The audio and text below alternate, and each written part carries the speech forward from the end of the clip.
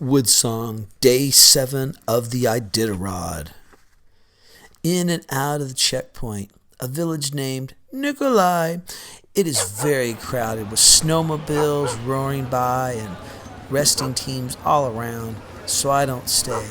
The wind stops and the sun comes out.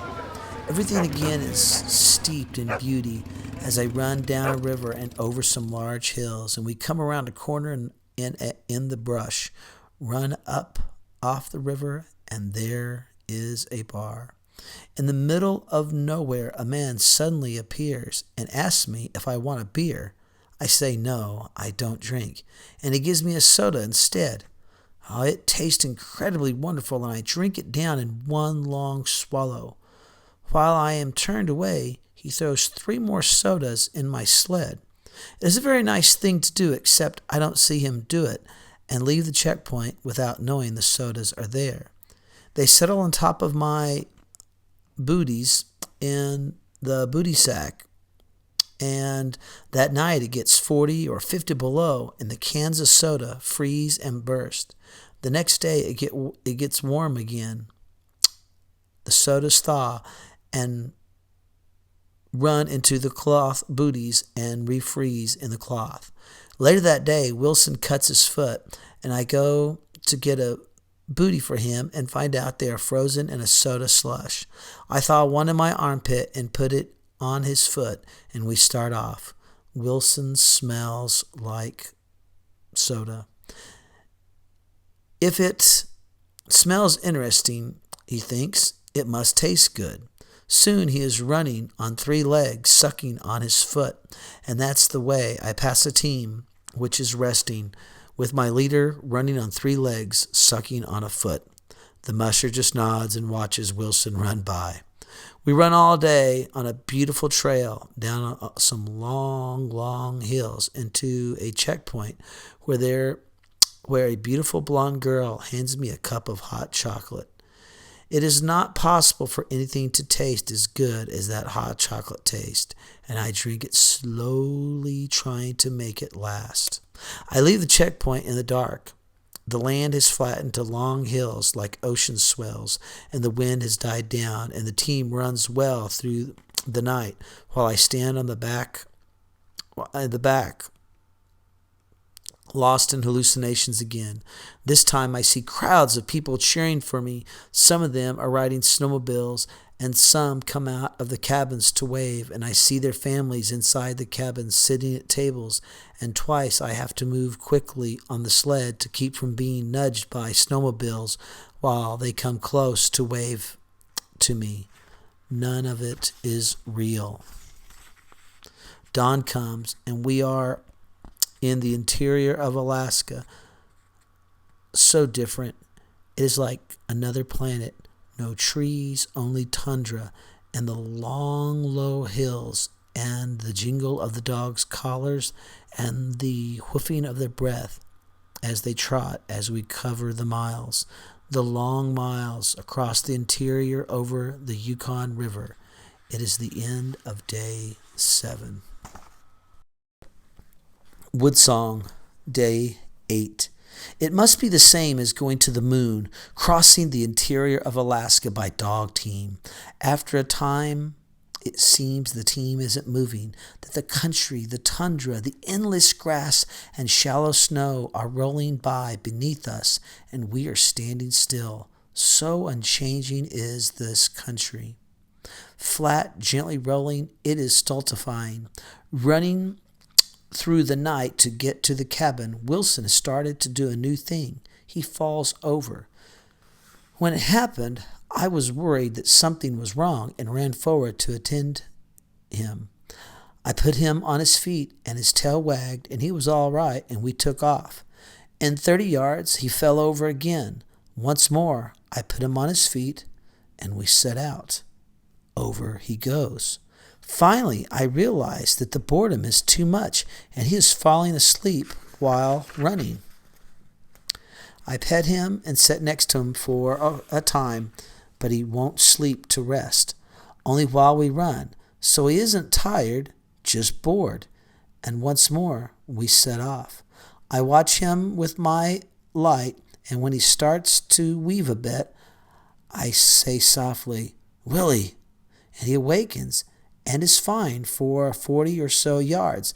Then he does it again, and I say it once more. And through that long night, every 40 yards, I say, "Willie, Willie." And it works. We keep moving and everybody stays happy. During the night, I pass teams and they pass me. Finally, in the morning, the team stops at a small caved-in cabin. It is not a checkpoint, but a good place to rest the dogs. Inside the cabin, a man I passed, and who passed me later, has a fire going in the stove. So I hang my clothes to dry and make some tea. We are sitting and drinking when he asked me if I ran all night. "Yep."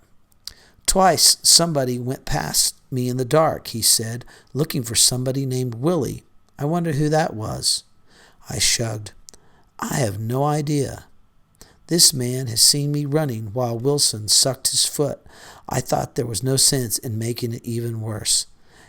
And that ended day 8. Woodsong, day 9 of the Iditarod up in Alaska. We passed through the ghost town of Iditarod, which is set up as a checkpoint.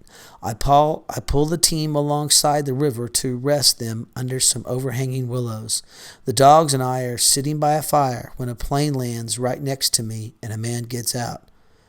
"Somebody told me you had big dogs," he says, looking at my team. "I guess so. Big and slow. I have a female wolf in the plane and want to breed her to some big dogs." I look at the plane more closely, and sure enough, in the back seat is a wolf. She's huge, well over 100 pounds, and has a muzzle on. I cannot believe this man has flown out here with a wolf sitting in the back of him just to get her bred by my dogs. "She's in season," he offers. "The only problem is she's killed 3 male dogs. I've tried to breed her to—" "I'll pass," I say, and as he shrugs amiably, jumps into the plane and takes off. It is so bizarre. I think perhaps I dreamt it, but there are ski marks on the snow from the landing gear of the plane. We leave again at night. There are some mean hills as we leave, and they are dotted with gear dropped by rookies trying to get lighter. I see an extra pair of socks, some gloves, brass snaps, a Coleman stove, a good fur hat, which I try to grab but miss, and I don't want to stop for. Several articles of undergarments. It seems a waste, but I find later that some people from checkpoints will come out with snowmobiles and harvest the hills as they do each year. 3 days earlier, one of my dogs had stopped eating any of the meats I had sent for the dogs: pork, lamb, beef, liver, and dry dog food. But she would eat the meat patties I had sent for myself, which had cheese and raisins and fat mixed in. So I gave her my own food and consequently didn't have any food at the checkpoints. Other mushers had helped me some, but a major food chain had butter and dry beverage powder at the checkpoints as a promotional stunt. So when I left the checkpoint, I'd take 4 or 5 pounds of butter with me. I was eating sticks of butter as I went across the interior to maintain energy. As might be imagined, I became truly sick of butter. Don't like it much yet. And when I got to Shagaluk checkpoint, I was glad to find that the children from the school had a large pot of moose chili cooking in the council hall just for the mushers. Oh, it tasted wonderful, and I could not stop eating it. Like a wolf, I ate 19 paper bowlfuls of chili.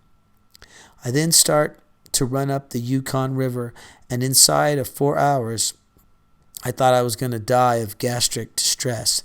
At one point, it became so bad that the team stopped and looked at me in surprise. Well, end of day 9.